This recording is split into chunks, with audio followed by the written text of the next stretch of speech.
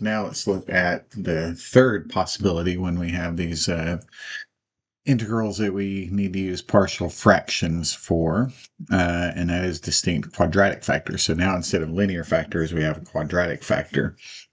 So this might look something like, say, x squared plus 2. And so now, and let's add an x plus 1 just for fun.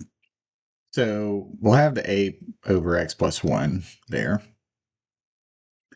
And then, now the reason I had to add that in, because if we just have x squared plus 2, that actually will turn in, that can be an arctangent, so we don't need partial fractions there. So now the quadratic factor will be something like bx plus c over the quadratic factor. And so now you can see we're getting a little bit more complex in our numerators. Before, with the linear factors, we just have an a or a b or a c. Now we're throwing in a linear term into the numerator. So let's look at one example. I think this is example 4 in the notes. So we have the integral of 7x squared minus x plus 19 over x minus 1 x squared plus 4. Now, probably these on the homework, I don't remember for sure, but probably these will be factored in the denominator already.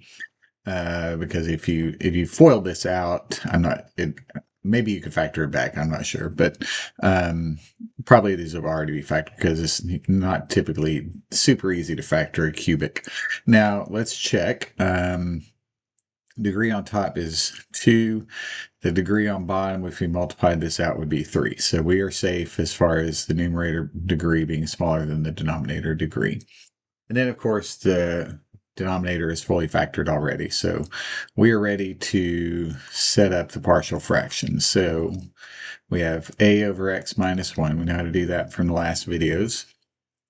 And then we'll have plus bx plus c over x squared plus 4 dx. Okay, so at this point now it's just really doing the same things that we've been doing. We need to find the common denominator between these two. So let's take the numerator here and multiply this first one by x squared plus 4, multiply the second one by x minus 1. And so we just need to figure out what a, b, and c are. Now I'm going to do this. Well, actually, I might combine the two methods.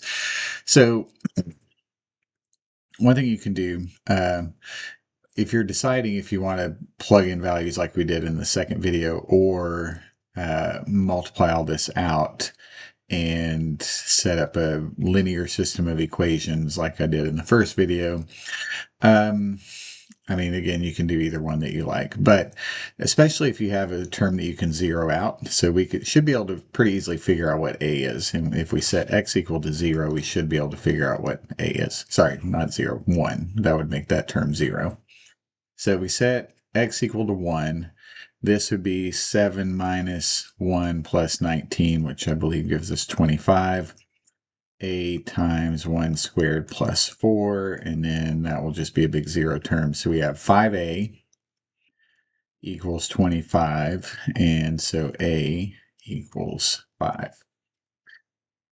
Okay, so now we have 7x squared minus x plus 19 equals 5 times x squared plus 4 plus bx plus c times x minus 1. So now you can kind of do either way that you go, you're going to end up with a system of two equations because there's no way to zero this out.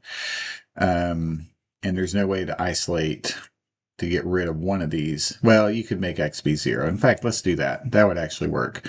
Let's make x be 0, and then we can get rid of the b. We'll only have the c, and then we can figure out what c is. So x equals 0, we get 19 over here. This would be 5 times 4, which is 20. Plus, that term will be 0, so we have c times negative 1. So we are going to end up with -1 equals negative c, so c equals 1.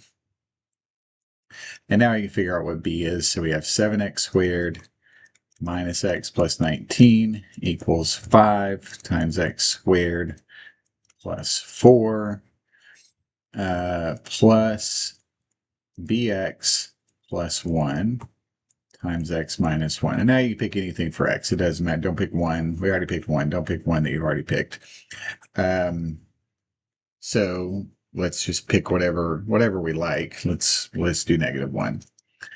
-1. So we get 7 plus 1 plus 19. So that would be 27 equals 5 times 5, which is 25, plus negative b plus 1, and then -1 minus 1 would be -2. And so now we can solve this for b. So we'll bring that over. We get 2 equals 2b minus 2. So 4 equals 2b, and so b equals 2. Okay, so now we found a, b, and c.